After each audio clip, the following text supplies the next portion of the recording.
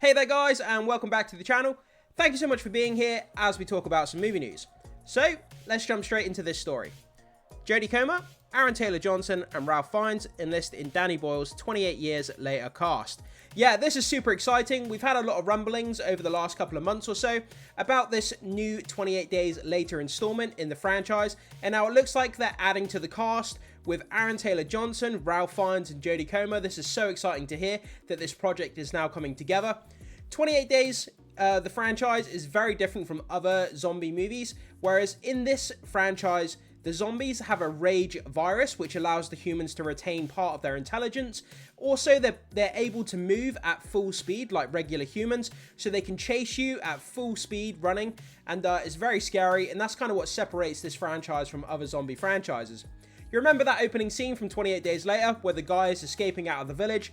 He's running towards the boat, and on the grassy bank on the horizon, all of these zombies show up, running after him at full speed. The grittiness, the music score, the panic on the guy's face. It was such a great opening to a zombie movie, and I really hope they can retain that kind of level of grittiness and groundedness and, you know, that kind of peak horror that they brought to the original 28 Days Later. But anyway, guys, we're here to talk about the new cast list that's going into the new 28 Years Later. So let's jump into it. This article comes to us from Comic Flick News. So, earlier this year, news broke that director of 28 Days Later, Danny Boyle, and his writer, Alex Garland, would reunite for a series of sequels to the 2002 horror sensation. The initial cast for the first installment has now been officially unveiled. So, Deadline reports that Jodie Comer, known for Killing Eve and Free Guy, Aaron Taylor-Johnson, renowned for Kick-Ass and set to star in Kraven the Hunter, and Ralph Fiennes of the Harry Potter and James Bond franchises, is set to headline the inaugural film of the planned trilogy. That would be so cool, man. Seeing Kraven the Hunter himself, Kick-Ass, Aaron Taylor-Johnson in there. But they have to set this movie in London. Like, that is part of what makes the DNA of this franchise. The fact that it's set in London. The fact that the zombies can run at full speed. And they sort of retain part of their intelligence as well. They can run really, really quick. But they kind of have the intelligence as well of humans. Obviously not the full intelligence. But they can, you know, they can jump over objects. They can run through things. They're not just these kind of dumb, you know, just kind of meat sacks walking around. It seems that they can actually think to a certain degree, which makes them all the more scary. So, while Comer and Fiennes have been rumoured to be in discussions alongside Charlie Hunnam, oh, that would be an interesting casting. The absence of the latter in the trades reports suggests Taylor-Johnson may have secured the male lead. Killian Murphy, the star of the original movie, will serve as a producer and has expressed interest in reprising his role as Jim. So yeah, obviously Killian Murphy, he was the lead actor in the very first movie. There was this scene here where he wakes up from a hospital bed and he walks through London. One of the most iconic scenes in all of cinematic history, not just in the like zombie genre. The guy walks through central London, literally, and there's nobody in sight. They filmed it in actual central London and there's nobody in sight, and it's absolutely incredible how they created that scene.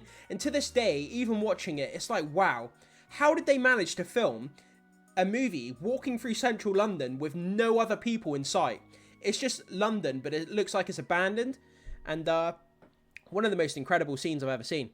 But yeah, guys, so 28 Days Later achieved considerable success and birthed a follow-up in 2007's 28 Weeks Later. I believe it had I forgot what his name is. It had Hawkeye. I forgot his name now. Although Boyle and Garland were only executive producers on the project, hence many fans perceive the new movie as the genuine sequel. So Boyle will direct the first installment with Nia DCosta from the Marvels. Yeah, this is the thing that makes me worried, really, really worried for this project. The fact that the director behind the Marvels is involved in this project doesn't give me any confidence whatsoever. Even though like Aaron Taylor-Johnson and Ralph Fiennes and Jodie Comer being in the cast list is kind of really awesome and kind of bolsters it's going to bolster the project and get a lot more attention on the project. Nia DCosta from the Marvels, like, wow, I don't know, man. That doesn't instill confidence. So recently announced as the director for the second film. Okay, so she's directing the second film, not the first film, which is Danny Boyle doing the first movie, which will be shot back to back. Garland will scribe all three, and each movie is purported to have a budget of 75 million range. So, from the original 28 Days movie. In the original film, Murphy portrayed a man who awakens from a coma following a bicycle accident only to discover England overrun with the infected.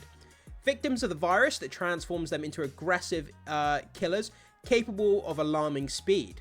Setting out to unravel the chaos, he encounters fellow survivors portrayed by Naomi Harris, Brendan Gleeson, as well as the disturbed army major portrayed by Christopher Eccleston. While plot specifics to 28 years later remain undisclosed, the time frame indicates a near future setting, suggesting the film may veer more towards sci-fi than pure horror. And that's kind of where we are, guys. So this is just a very short video. I'm literally just updating it and bringing to your attention the kind of expanding cast list of 28 years later. This is one of my most favorite zombie basically franchises that there is, because some of the scenes are just shot incredibly well. If you're interested, just, you know, on YouTube, just search up 28 days later scenes, and it comes up with some of the scenes shot from the movie. And wow, just like I said, the score, the grittiness, the groundedness, the fact that these humans are kind of semi-intelligent, the zombies are semi-intelligent, but the fact that they can run after you at full speed adds this extra element of danger, where trying to get away from your typical zombie is quite easy. You shut the door and you stand on the other side of the door, or if you've got a gun, you can kind of kill zombies easily. But in this franchise, they run after you at full speed, so you've got to be on your game. They can burst through doors, they can smash through windows. You know, they're kind of very, very crazy. But that's where we are, guys. So it looks like they are, you know, building out this project. It looks like it's actually coming to fruition. Adding Jodie Comer, Aaron Taylor-Johnson, and Ralph Fiennes.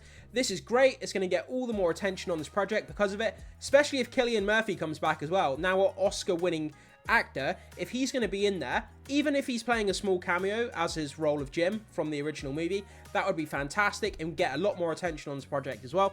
But guys, jump into the comment section. Let me know what you think about this. Are you interested in the 28 years later project, a next installment of the 28 Days franchise? Or do you think the zombie franchise, you know, zombie genre is kind of played out to death and you're not really that interested?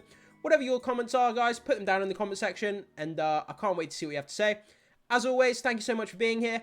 Hit that like button and subscribe if you enjoy my content, and I will see you in the next one.